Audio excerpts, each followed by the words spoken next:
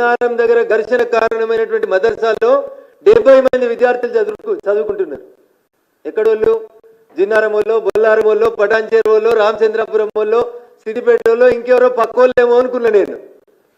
మొత్తం విచారణ చేసి చూస్తే తేలింది ఏంటంటే ఆ 70 మందిలో 65 మంది 70లో 65 మంది పిల్లలు మీది ఏ ఊరు అని అడిగినప్పుడు వాళ్ళ నుంచి వచ్చిన సమాధానం కిషన్ గంజ్, బీహార్ అని చెప్తున్నారు. వాళ్ళు దయించి సభ్య సమాజం, హిందువులు మొత్తం ఆలోచించాలి. ఎక్కడి నుంచి వచ్చిరట? కిషన్ గంజ్ అనే జిల్లా నుంచి, బీహార్ నుంచి వచ్చినాము అని చెప్తున్నారు.